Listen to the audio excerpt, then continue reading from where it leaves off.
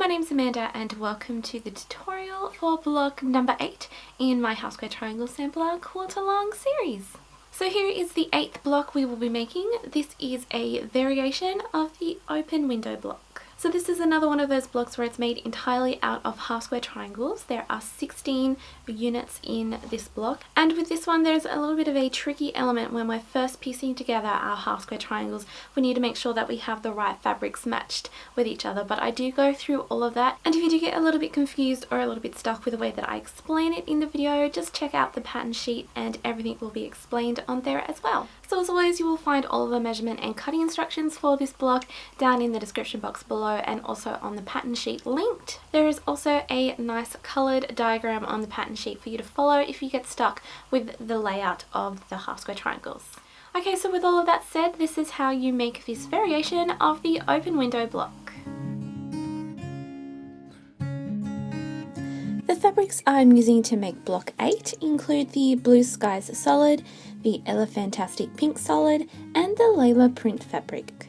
So to make this variation of the open window block, you will need to cut 6 4-inch squares from the Layla print and Elephantastic Pink Solid, and 4 4-inch squares from the Blue Skies Solid fabric. Now before getting into making the half square triangles, we need to pair up the correct squares with each other so that we can achieve the overall design we want in the block. So to do this, pair the 2 Blue Skies Solid squares with 2 squares of the Elephantastic Pink, 2 squares of the Blue Skies with 2 of the Layla print, leaving you with 4 squares of the Elephantastic Pink and Layla print to pair together. Next, with one stack of squares at a time, begin making the half square triangles. Do this by marking a line on one side of each of the solid fabric squares and then pairing them with their previously assigned fabric. After pinning each of the combinations together, take them to the sewing machine and sew a 1/4-inch seam along the left-hand side of the marked line, smoothly feeding through one after the other. Once each pair has been sewn, turn the chained squares around and sew another 1/4-inch seam along the other side of the line. After this, snip all of the joining threads and then cut each duo in half along the pencil line, resulting in 16 half square triangle units. Take the units to the ironing board and press each one open with a medium to hot steamy iron, and with the seam lying flat towards the darker side of fabric. Then with a set square ruler, square up all 16 half square triangles to a perfect 3.5-inch unit. Next, take your 16 half square triangle units and lay them out into this variation of the open window block. If you find that you're having trouble placing the units in the right place, refer back to the diagram on the pattern sheet and use it as a guide. Now starting with the top row, flip one half square triangle onto the other from right to left. Ensure that each of the center seams are aligned with one another and then pin each pair together. Sew a 1/4-inch seam down the pinned edge and then chain stitch the other pair through. At the ironing board, open the middle seam out first using your fingers and then with the iron. After giving the top of each duo a press, lay each one back into place. Then flip one row half onto the other, line up one center seam with the other and pin them into place. Sew another 1/4-inch seam down the pinned edge and press the seam open like before.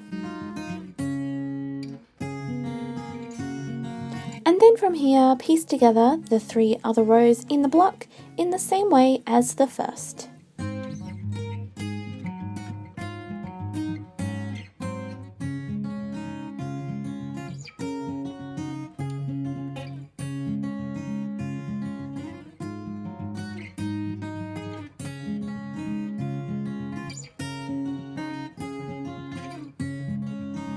Once all 4 rows in the block have been made, flip the top row over onto the second.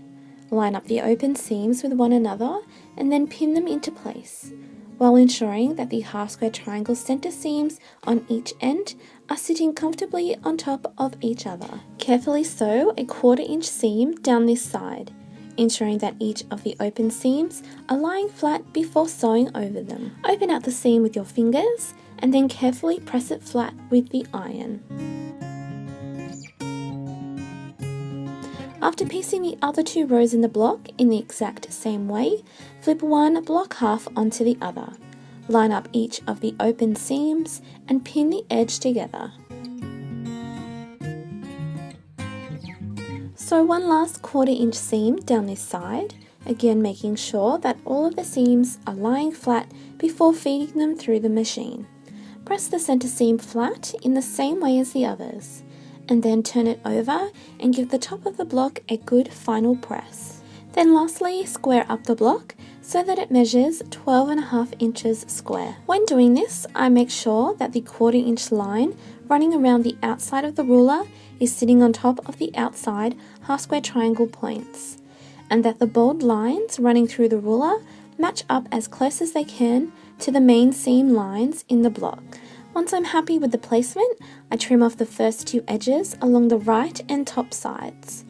I then spin the block around, align the bottom left-hand corner of the ruler with the bottom left-hand corner and sides of the block, and then trim off the excess from the other 2 opposite sides. So there we are, that is how you make this gorgeous variation of the open window block. I really love this variation of the block. I really love how these beautiful solid fabrics really make the print fabric stand out, and it sort of brings like a star kind of pattern to the block. This one is very similar to the second block that we made in the series, which was the Morning Star block. There are a few different elements that make them both different, but I do like that we have 2 different types of blocks that look similar but are different at the same time. I think that just made sense. So block number 9, which is the last block that we will be making for our quilt, will be out on Friday. The block that we will be making is actually one that I've never made before, so we'll see how it goes. But I am very excited to make it, and I'm just as excited to show you how to make it. So until then, keep making your blocks, keep sharing your blocks. I love seeing them. Thank you all so much for watching, and I hope to see you another time very soon. Bye! So in today's video we will be making this block. This is a variation of the churn dash block. So this version of the churn dash block still does feature a lot of the main design elements in the original churn dash block,